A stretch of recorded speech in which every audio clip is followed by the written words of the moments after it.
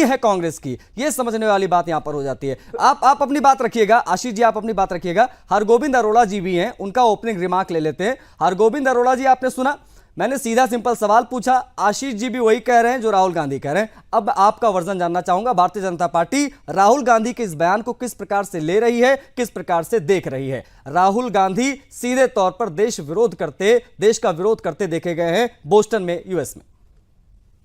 वंदे मातरम जी, वंदे मातरम।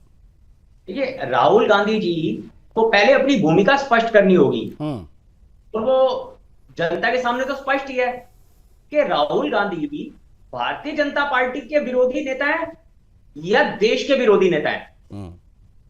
और कमोवेश इसे महाभारत काल से जोड़ के देखिए। दुर्योधन के पास उनके अंकल थे शकुनी, इनके अंकल सेम हैं।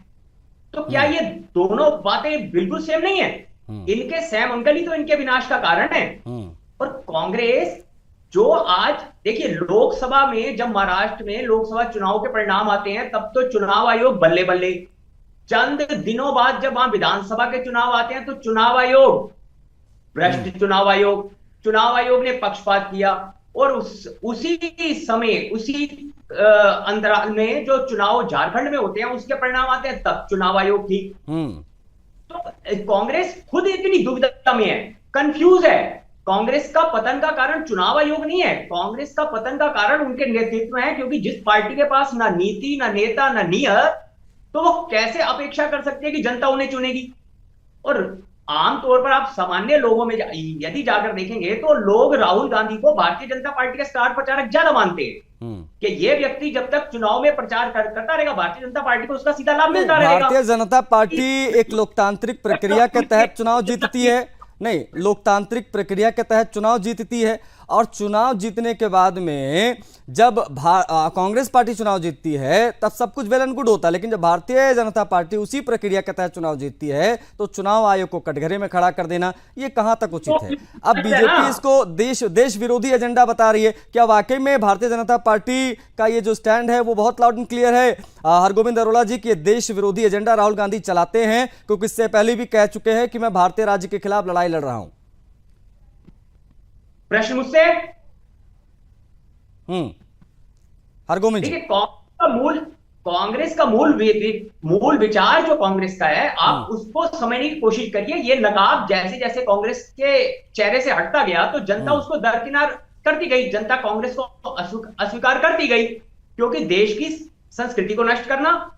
अब आप देखिए, बंगाल में एक छोटा सा उदाहरण मैं दे रहा हूं। जिस संविधान को हाथ में लेकर ये लहराते हैं, एक तो विदेशों में उस संविधान का अपमान करते हैं, दूसरा क्या वो संविधान बंगाल में लागू नहीं होता जहां बहुसंख्यकों को पलायन करना पड़ रहा है? तो ये जो टेप इन्होंने अपने मुंह पर लगाई है, यही टेप राहुल गांधी ने अपने मुंह पर लगा ली ना बंगाल में। तो बेनकाब तो ये खुद हुए।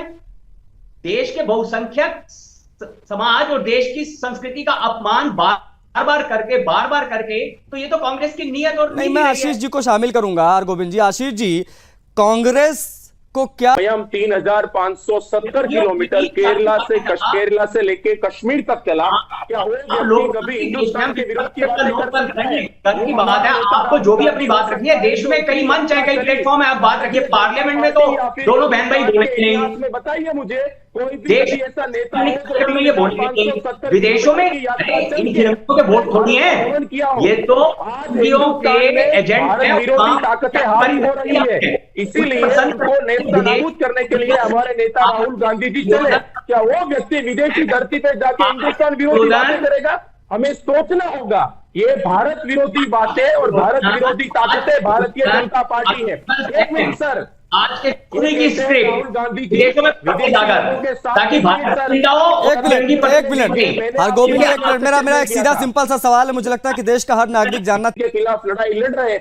हरगोविंद जी, क्या कांग्रेस ये मान चुकी है, ठीक है, हरगोविंद जी, क्या कांग्रेस ये मान चुकी है कि भारत में जन समर्थन वो खो चुके हैं, इसलिए उनको अंतर्राष्ट्रीय मंचों की अब आवश्यकता पड़ रही है? हरगोविंद जी, सर, जन समर्थन खो चुके होते तो 99 सीटें नहीं आती, भारतीय जनता पार्टी 240 तक नहीं सिमट जाती। पर भरोसा नहीं, जनता का कांग्रेस पे भरोसा नहीं है।